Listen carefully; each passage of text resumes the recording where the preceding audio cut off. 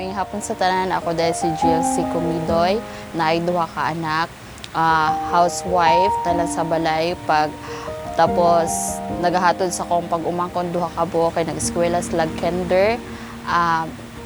Nagsugod ko og volunteer sa Hope Foundation is 2022.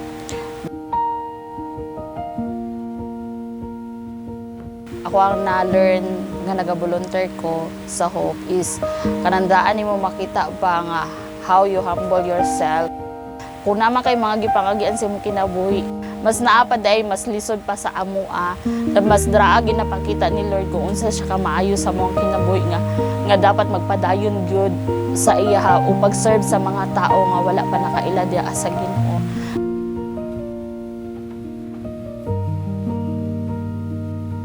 Treasurer sa amo ang church nga ako ang nagaano nga ginahandle ang unsaon pag-manage sa kwarta asa padulong.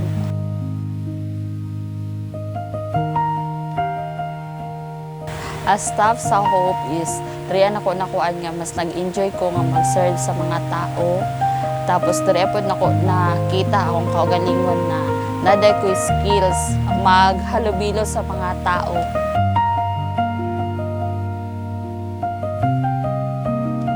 Sukad na staff ko sa Hope International, dirian ako nakuan na maging humble ko sa akong kaugalingon. Then, mas dirian ako nag-learn na makontento ka og unsa ang naa sa imuha.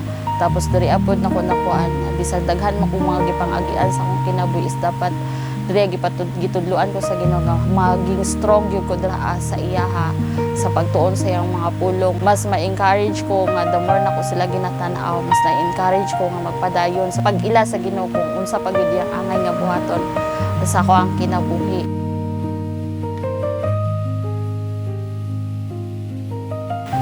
Sa ako mga pag-ampo para sa akong kagalingan is kanang maging stronger pa ko daas sa pag-ila sa Ginoo. Bisag daghan ba kung mga gipangagian karon. Tapos ang isa dyan ako ka-desire is masitil lang yun mi. Kung nanang masinatin ako ang freedom na akong naadjud ang tinuod na halipay sa akong kasing-karing karon. Ngayon man sa pagkakaroon ko sa akong mga problema. Mas magpadayon ko sa pagpaila pa jud ra sa Ginoo nga more prayer pa gyud nga mag-stand gyud ko kung sa pagyud ang buhaton nga mga milagro sa Ginoo sa mo ang kinabuhi kung mas padayon pa jud mi sa pag-ila sa iya ug magpadayon mi sa pagpagamit sa iya.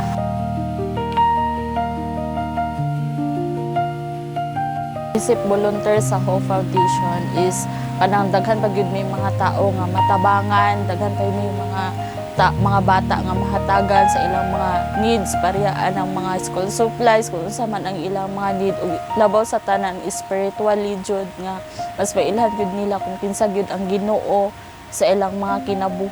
Dako pod kay akong pagpasalamat nga naging isa pod ko sa staff sa Hope Foundation na kana diri apod nako makita gud na naapaday ko angay nga mabuhat kung sa ako ang kaugalingon dili nako ni kaya pero diri ako mas nakita gud nga kaya din nako buhaton nga muduo sa mga tao nga kanang makaingon ko sa akong kaugalingon nga dili ko ing ani sa una pero diri sukad nga naa ako sa foundation diri ako makita nga kaya din ako ang nga buhaton ang dili nako gina-expect nga mabuhat na. Sugod yung ka 2022 bilang ang banta tuig. As nagkita na tuig. O ikaw na ipagpasalamat sa Hope. Kami po as kauban mo sa Hope. Ako ang pagpasalamat imo kang volunteer sa Hope Foundation. So as a token or as an expression also sa mga pagpasalamat sa imo nga nami gamay nga halipay no or dili ni gikan day sa amo pero gikan gani sa Ginoo. It's His plan sa imo or sa inyo kanina blessing karon. So dawata ni naatay cash prize na nalo ka. Cash for you from Hope Foundation. God bless Hope Ministry o sa mga nag-support. Panalanginan sa Ginoo, daghan pa mo mga tao nga matabangan.